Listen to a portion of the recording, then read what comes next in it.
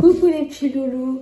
Alors aujourd'hui on va parler d'un harcèlement qui est beaucoup répandu, qui suit la victime jusqu'à la maison, qui s'appelle le cyberharcèlement.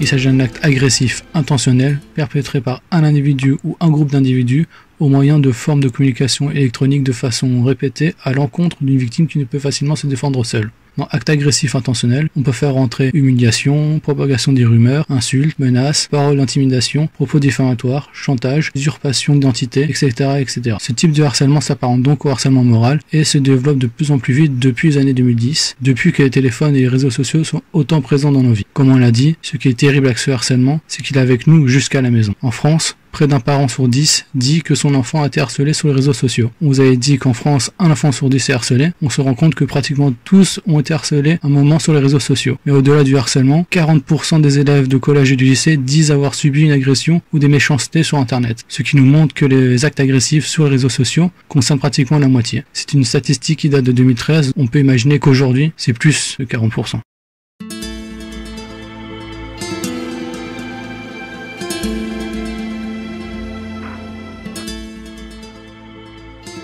Le cyberharcèlement est puni comme du harcèlement moral, mais compte comme circonstance aggravante. Cela veut dire que la peine sera plus lourde. L'âge de la victime, si elle a moins de 15 ans, compte comme circonstance aggravante également. Et comme les enfants sont au contact de la technologie de plus en plus tôt, les victimes sont de plus en plus jeunes.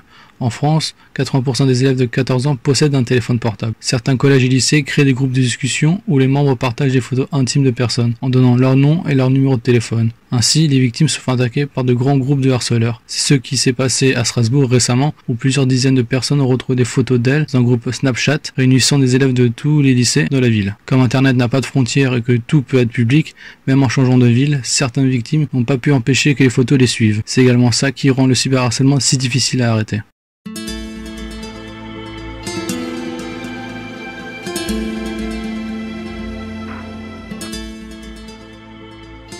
Comme on l'a déjà dit avant, tout ce qui est sur Internet reste sur Internet. C'est pour ça qu'il faut faire très attention quand on publie quelque chose ou qu'on envoie une photo à quelqu'un. Il y a plein de photos sur Internet qui sont publiées sans l'autorisation de la personne qui est dessus.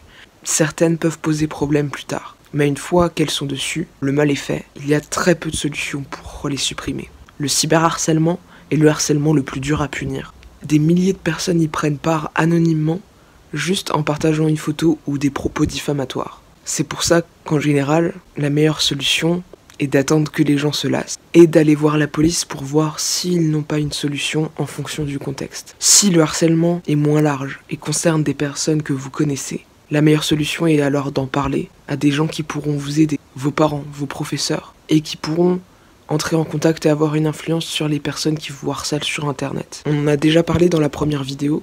Il existe un numéro de téléphone lié à un site internet, Net Écoute, où des personnes spécialisées dans le cyberharcèlement peuvent vous écouter et dans certains cas, faire supprimer des photos de vous que vous ne voulez pas voir. C'est vraiment les meilleurs pour vous conseiller dans ce genre de cas. Alors n'hésitez pas à les appeler si jamais vous subissez du cyberharcèlement.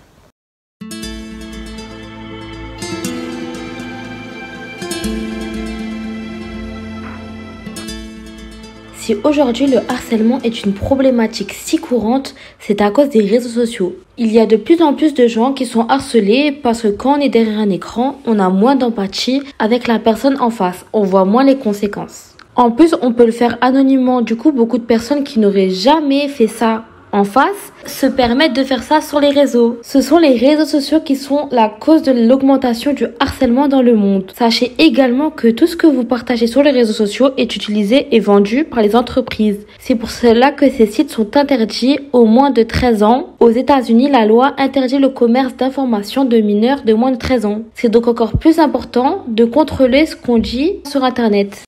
J'espère que vous avez compris qu'est-ce que c'est que le cyberharcèlement et que vous avez appris plus de choses sur les réseaux sociaux et sur Internet. Faites attention à ce que vous postez sur les réseaux sociaux, tout peut se retourner contre vous. Je vous souhaite une très bonne journée et un bon déconfinement.